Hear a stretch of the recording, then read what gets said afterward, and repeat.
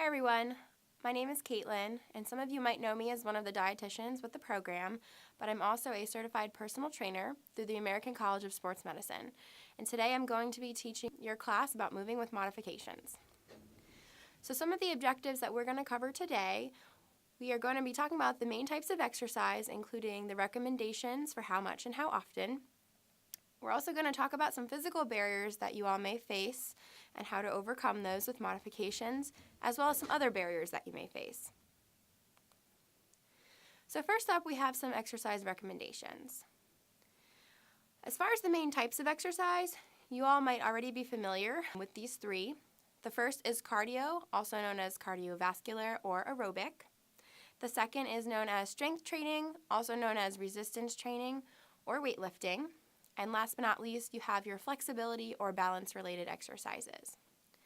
So the benefits can be seen at the right side of this slide, but there are a lot more benefits than what are shown here. Exercise may help with weight management and helping to control your weight a little bit more effectively. It can also help reduce the risk of certain disease conditions, such as type 2 diabetes, heart disease, as well as stroke.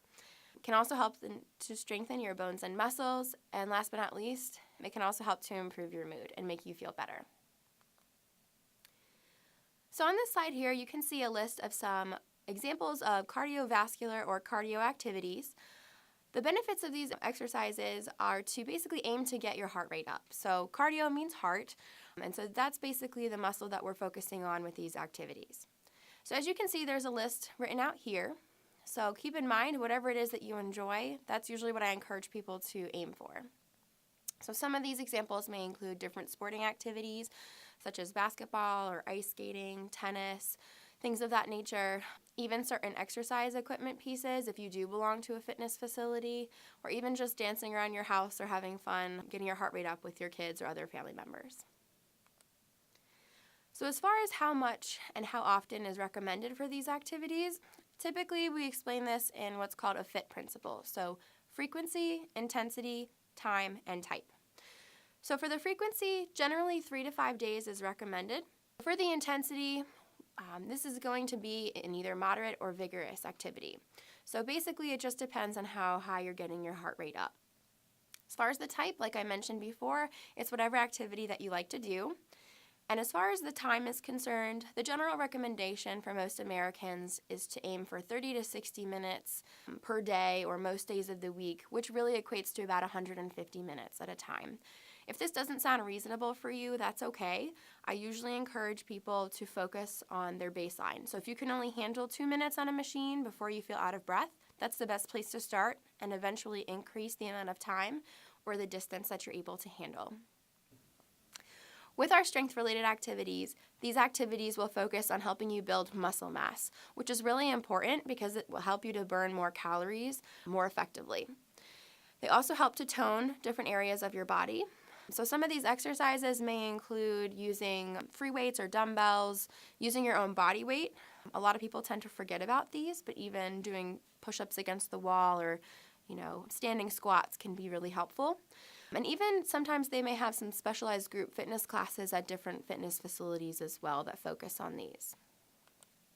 So what's recommended for how much and how often for strength-related activities? The frequency, the benefit can be seen for just 2 to 3 days per week, which is great. If you like to do this more often, that's completely fine as well. Intensity-wise, we measure this in sets and repetitions. Usually the recommendation is to start with just one set of whatever activity that you're doing, aiming to do between 8 to 10 or 10 to 15, depending on what you feel comfortable with, repetitions for each set. If you are newer to exercise, that's usually when the one set would be the most appropriate. However, if you have done strength-related activities more recently, doing multiple sets should be sufficient. As far as the type, we encourage multi-joint and single-joint exercises. So for example, if you've ever done a squat before, that would be a multi-joint exercise because you're using both the knee and the hip joint, which also means you're incorporating more muscle groups. However, in comparison, a bicep curl would only be a single-joint exercise because only one joint area is being used, which means much less muscles are being used. And last but not least, as far as the time recommendation, we just want to make sure that you give yourself adequate amount of time of rest in between doing different activities. So 2 to 3 minutes should be sufficient. So for our last type of exercise, we have our flexibility-related exercises. These are particularly important to help with range of motion and also to increase mobility. So some examples may include general body stretches, depending on whatever part of the body you were working out that day, certain exercise videos, as well as yoga, tai chi, and Pilates. So typically what's recommended for your flexibility or balance-related activities, at least 2 to 3 days per week is recommended, although again, if you like to do more, that's fine. Generally holding stretches for 15 to 60 seconds to get the full benefit. And ideally doing these exercises once your muscles are already warm. So it won't hurt you if you are doing stretches prior to your exercises, but it is helpful to make sure to do them after since your muscles are warm, and it helps to reduce the risk of injury.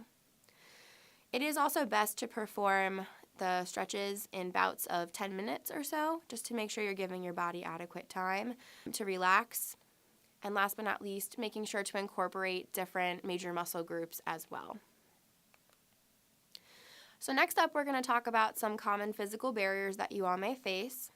So for example, many patients I meet with might be suffering from back pain, knee or ankle pain, hip pain, arthritis, limited mobility. So we're going to go through each of these together to talk about how you could overcome these with different modifications. For the next couple of slides, you're going to see a couple of exercises listed at the bottom. Each of these, someone is demonstrating to show you how to do these appropriately. So to start with back modifications, if you are experiencing back pain, most of you have probably experienced a pinch in your back at some point in time and know what that feels like. If you ever feel that pinch in your back while performing an exercise, it is best to stop. You might need to seek medical help depending on the severity of it, or just make sure to take a rest day. But if you feel comfortable, doing some of these exercises will actually help with posture as well as to relax the muscles of the back as well. So it is a general rule of thumb if you feel any pain to stop whatever exercise you're doing. So as you can see with these first two exercises, with the shoulder squeeze, this gentleman is sitting up straight, he's relaxed, and then squeezes his shoulder blades closer together, which helps to open up the chest.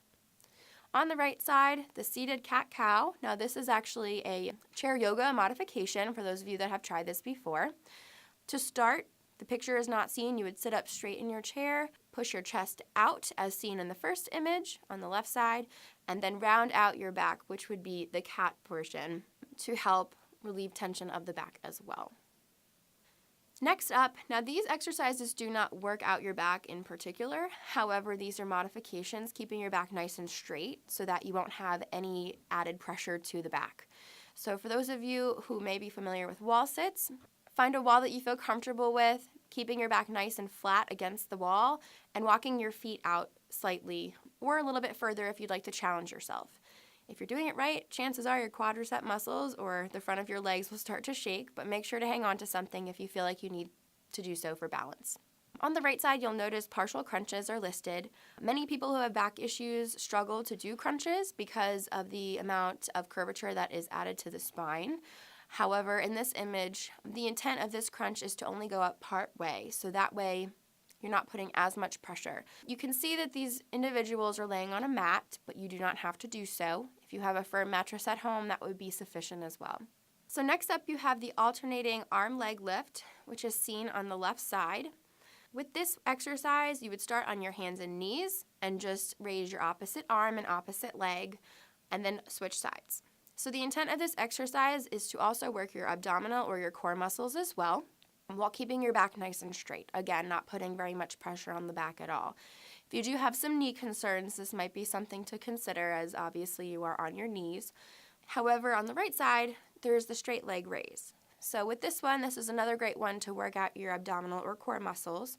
You have one knee that is just bent just to keep in place to help stabilize you, and the other leg is being raised up slowly and then lowered back down slowly. This is a great one to work your lower abdominal muscles. So some things to avoid or to consider if you are experiencing back pain. The first thing I normally encourage people to do is to avoid any high-impact sports or activities. For example, High impact activities will typically require both feet coming off the ground at the same time, so something like jogging or jumping is involved, or even running. However, low impact or no impact activities typically work best. So for example, walking usually is a low impact activity that most people can do sufficiently. Of course, some people who experience back pain, walking is not comfortable. So I usually encourage people to aim to swim if that's something that you like to do. When you do enter a pool, you tend to act as a buoy, so a lot of pressure is taken off, so it tends to be more enjoyable and less painful. An elliptical is also another option if used on lower levels.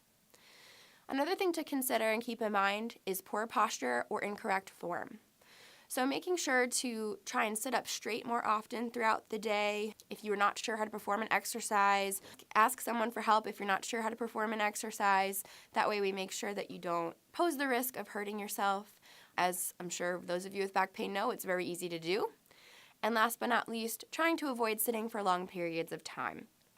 So ideally, if you do have a sedentary job or you find that you do sit a lot during your day, trying to be more active or get up every 30 minutes or so, maybe taking a walk to the furthest bathroom, that type of thing, just to help with more fluidity in your back. I'm sure many of you have experienced a long car ride or a long flight and have experienced back pain or back tension when you've gotten up, so we want to do our best to avoid that as much as possible. All right, so next up we have some knee modifications. So as you can see, both images or exercises shown here are incorporating the use of a chair. So sometimes if people have issues with their knees, balance can often be an issue. In the first image, squatting is definitely an option, although most people with knee concerns, doing a full squat can be challenging and sometimes painful. So a partial squat, as you can see here, is just using the backside of a chair for assistance and only sinking your butt down slowly or as low that feels comfortable. On the right side with the standing side leg lifts, this can be done holding onto a chair or even a wall if that's available. Basically raising one leg out to the side, making sure to keep your foot flexed, so not pointed, as you're coming out to the side and bringing it back in closer to your body, alternating on either side as you feel comfortable. For more of a challenge, if you wanted to put a resistance band around your ankles to do so, you might notice you won't be able to bring your leg out quite as far, but it will definitely be a great way to challenge yourself even further. All right, with our next two exercises, on the left side you can see the stability ball knee bends. For those of you who are familiar with stability balls, that is the blue ball obviously seen in this picture here. I'm putting it right under the calf muscles or the lower portion of your leg. And then as you can see, the gentleman in the bottom picture, bringing the ball in closer to his rear. And then extending it back out just to the point of start. And redoing this each time.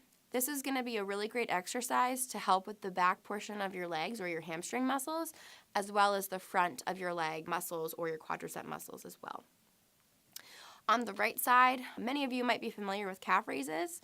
This activity can be done, as you can see in the image, on a regular floor. Some people also like to do this on a staircase, making sure to hang on to something for balance. But the intent of these exercises are to essentially just get more muscles in your calves by raising your heels off the ground. So some things to consider or to avoid if you are experiencing knee pain.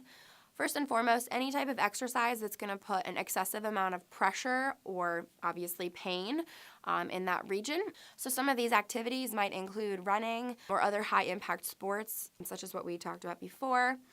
Lunges can sometimes be an issue for people, as well as deep squats or jump squats, which would involve you jumping down into the squat position, as well as exercising on uneven ground. So things like hiking or walking around the soccer field while you're at a sporting event. Most people tend to forget about this, but if you do experience knee issues or knee pain, oftentimes because of the uneven ground, this can really bother it further. And last but not least, you want to make sure that you're not performing any exercise with an incorrect form like we talked about before. So for example, if you do plan on doing a squat, as you saw on the previous slide or two, you want to make sure that you're actually sinking back as though you were sitting into a chair. So you might feel odd sticking your rear out a little bit further, but if you were to lean forward and your knees go above your toes, you put yourself at a higher risk for injury. So the next couple of slides, we'll cover some ankle modifications. Ironically, like I said before, I encourage getting into the pool for individuals who have a lot of pain going on in their bodies. However, this is the only image that we talk about. that will show an exercise in the pool. But I picked this one in particular because I do work with many patients that are excited or eager to eventually start running or jogging if that's something they were interested in before. So this is just basically jogging in a pool. So as you can see, this gentleman has a buoy around his waist to help him. This is a great benefit of working in a pool, is you get the cardio aspect of the activity as well as some resistance training from the water resisting you as well. On the right side, you can see two different variations of seated bicycles. These are also great options for individuals with ankle pain or coming off of an ankle injury. The left bike, as you can see, she's sitting down, so it does take off a good amount of pressure, but you can notice there is still some rotation that would occur near her ankle site. However, the difference on the right bicycle is that it actually doesn't have any rotation of the ankle at all. So this would be a great option for someone coming right out of physical therapy or coming right off of an injury. This is almost similar to a seated elliptical of some sort. For those of you that have used an elliptical before, know that there usually are some type of hand grips of some sort. As you can see, there is a similar hand grip, but in a seating fashion for this bicycle as well. Now, for those of you who are experiencing ankle pain, one of the things I typically recommend as a trainer is to try and do upper body work, either laying down or in a seated fashion if that's comfortable for you. So by sitting down, it's going to definitely be helpful to make sure that we're taking off the pressure of the weight that we already carry in addition to whatever weights that we might be holding in our hands. So for example, if I was to do a shoulder press, it would be helpful for me to sit down and do that because I'll still get the same benefit doing so. Now, for those of you who have had an ankle injury before or you're just looking to strengthen the muscles around your ankles, you can see that the next couple of images for ankle circles, which is number 1, basically rotating your foot in a circular fashion and back in the opposite direction. The second exercise, the ankle alphabet, is just you trying to make the alphabet with your toes, essentially. For those of you going through the surgical process, you will see these two again. We typically encourage them right after surgery to help reduce the risk of blood clotting. For number 3, toe raises are essentially the opposite of calf raises, which is number 4. So toe raises, you were just encouraging to raise the toes off the ground, but you're keeping your heel firmly on the ground. And obviously, heel raises or calf raises, your heel is coming off the ground. And last but not least, we have, I call them ins and outs, called inversion and eversion. So as you can see in number 5, it's just turning your foot in one direction and turning your foot out in the other direction. So there's really no rotation other than turning in and out. So all in all, essentially, these exercises are intended to help strengthen all of the tiny muscles that surround your ankle to help prevent re-injury. Next up, we have some hip modifications. So for those of you experiencing issues with your hips, these are going to hopefully be helpful for you. This is not necessarily arthritis per se, but some other maybe hip issues you might be experiencing. So in the first image, this is a standing hip extension. So essentially, as you can see, this gentleman is using the wall as a prop and bringing one leg out directly behind him. The first image on the left shows without any type of resistance band, which is fine to do, and the right image shows you using a resistance band. So whether you firmly tie it to a chair or in this case in between a door frame, whatnot, you can do that as well at home. Or if you put them around your ankles in general, you can do it that way and bring your leg directly behind you and then back down and alternating each side. Then on the right side, we have stability ball squeezes. So we're coming back to that stability ball. In this particular case, you can see this woman is lying flat down on the ground or on a firm mattress. The stability ball is placed right in between the kneecaps. And essentially all she is doing is squeezing in and holding it for as long as it feels comfortable. So you can repeat this as many times as you prefer.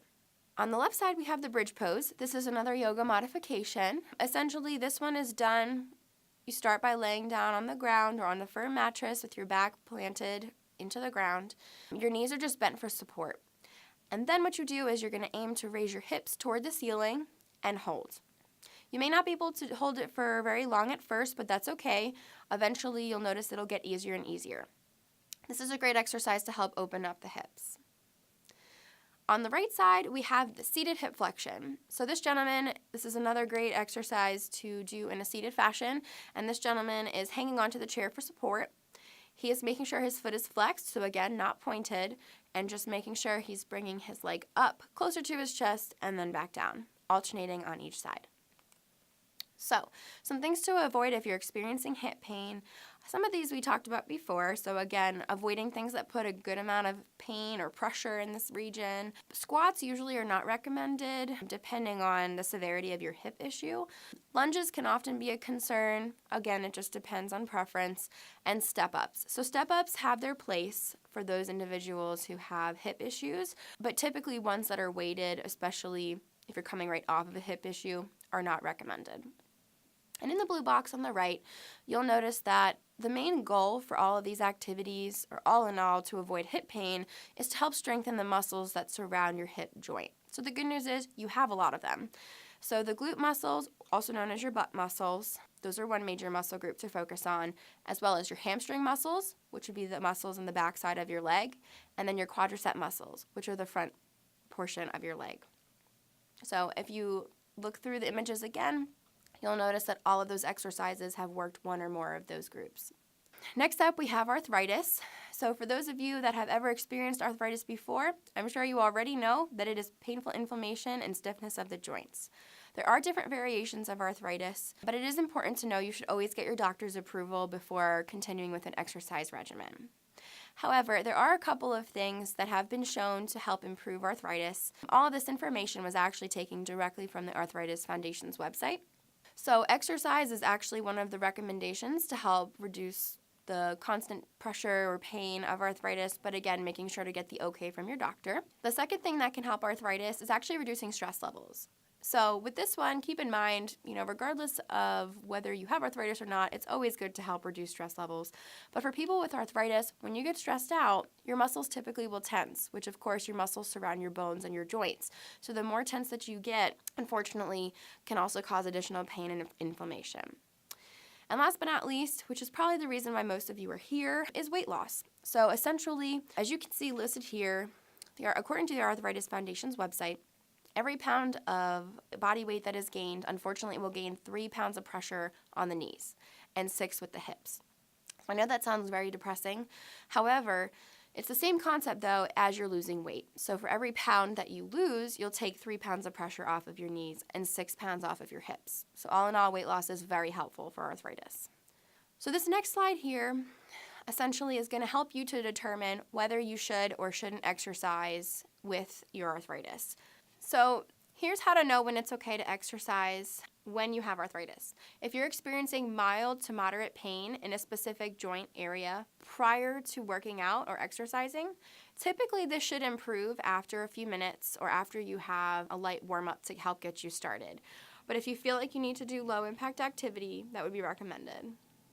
If you're experiencing moderate to severe pain in a specific joint area prior to exercising, typically it's better to focus on a different area of your body for the next couple of days or overall just decrease the intensity. If you're experiencing moderate to severe joint pain during exercise, it is best to stop immediately. As we said before, just with any other type of pain that you may be experiencing, it's always best to stop exercising and either seek medical help or take a rest day if you need it. If you're experiencing consistent joint pain, so we're not talking about muscle soreness or muscle pain here, but after exercise, chances are we need to choose exercises that put less pressure on the joints, such as swimming, water aerobics, or a seated bicycle. If you're experiencing occasional moderate to severe joint pain the day after exercising, chances are we need to decrease the intensity of your workouts because you might be just doing a little bit too much in those areas. You may benefit from taking a day off and then doing a shorter or less intense workout. All right, for those of you experiencing limited mobility for whatever reason that might be, keep in mind that seated options are always a great option to go with because you can actually do cardio, strength, and flexibility exercises all from your chair. If you are interested in doing cardio-related activities, you can see the image on the right. This is called an ergometer or an arm cycle. This is not available at every fitness facility, but it is available at some. So this is an arm cycle that you could do in a seated fashion. If your local gym or fitness center, or maybe even your gym at home if you have one, has a seated rowing machine, you can use that as well. Both are great aspects for cardio. Strength training aspect of things, using free weights, dumbbells, even if you want to challenge yourself and you want to use some ankle weights or whatnot, those are also acceptable. And last but not least, for flexibility, keep in mind you can still do different chair modifications for yoga or Tai Chi if that's something that you're interested in. And of course, you can do general body stretches as well. If you are planning on doing any chair-related activities, keep in mind posture is going to be key here. So making sure to sit up straight, performing the exercise as recommended will be the most helpful to engage your core muscles. If you need to use a chair or another type of piece of furniture for assistance or balance, please do so. Okay, so the last portion of our talk today will be breaking barriers with other modifications. So as far as the physical modifications are concerned, we talked about a lot of different things that can impact you or really hinder your ability to exercise. So we also talked about several solutions as well. The first one being using modifications with the different exercises we talked about. You can also take a rest day if you need to, making sure to start off slow and easy, and also asking for help if you need it. So the last couple slides, we're going to talk about some other barriers that people may have faced or maybe currently face. So typically a financial one is something that I often hear. So these quotes were actually taken from patients at different points in time, and I've noticed that these are ones that tend to repeat over time. So the first one is, I can't afford a gym membership. Or we have some patients that are unable to afford transportation to and from a fitness facility, or they're unable to drive themselves. So in a situation like this, I typically do encourage patients to consider starting an exercise regimen at home using either their own body weight or different things around the house to help prevent the financial aspect of things as well. So, for example, at home, you have chairs that you can use for abdominal crunches, which you can see on the top left image, where you're basically sitting at the edge of your chair, of course, safely, and extending your legs out and bringing them in towards your chest. You can also do a shoulder press, as you can see in the bottom image, with this sweet little old woman in her Campbell soup cans, which is an option we'll talk about, as well as general body stretches that you can also do from a chair. And chair yoga is also an option as well. You also have the ability to use your walls at home for either push-ups, wall sits, or anything else that feels comfortable if you need the modification for. If you're worried about not having any weights or limited equipment at home, that's okay. Typically, canned food items really work great. And I know it sounds silly for a lot of people, but the nice part about canned food items is that they come in all different sizes. So you can start with a smaller can and eventually increase to a larger can the stronger that you get. I've also encouraged patients to use water bottles as well as gallon jugs, which is also nice because you can adjust the amount of water that you put in it for resistance, or you can even buy larger or smaller sizes to assist. And last but not least, I think the most common one that I hear is barrier number one, I do not have enough time. Whether this is something that comes up every once in a while or on a daily basis for somebody, it happens. We lead very busy lives, we have a lot going on, and some people even work multiple jobs. If this is you or you've ever said this, I usually encourage people to try and take a walk during a break that they have during the day or in the evening, depending on whatever time you work. Adding time or intensity to something you're already doing. This is a big one, especially for those people that do work multiple jobs or have a lot going on. If you have a dog, for example, and you anticipate or plan on walking your dog for 5 minutes, try making it a little bit more challenging by adding 2 or 3 more minutes to that. Some people like to put their planned exercise on their calendar or schedule just to help them to stay accountable. So if this works for you, by all means do that. The second barrier says, I'm too blank after blank. I left it this way because I've heard it in a variety of different ways. I'm too tired after work. I'm too frustrated after my day. So whatever your reasoning might be, try to plan around that barrier. So for example, sometimes I know I might be tired after work, so maybe I'll plan to get up a little bit earlier in my day to exercise because I know it's not going to happen afterwards. So whatever works best for you is really going to be the best option. Of course, you also want to make sure you pick something fun. If I sit here and I tell you, hey, let's go running for 2 miles, and you really don't like running or running hurts for you, then that's not going to be something that you enjoy. So definitely make sure to pick something that you enjoy doing. Otherwise, it's going to feel like a chore. And last but not least, I have had some patients tell me that they are self-conscious about how they look. So in this case, if you feel like this is relevant to you, the best thing to do is maybe start at home first before going to a fitness facility. If you feel comfortable going to a fitness facility, maybe try going at a different time of day that won't be overly crowded, or maybe finding a little nook or a space where there's not as many people. But there's definitely ways to get around this and to make sure that you can incorporate exercise, but with whatever works best for you and what you feel comfortable with. So hopefully you guys learned something from today's class. If you do have any questions, please feel free to contact the office for further information.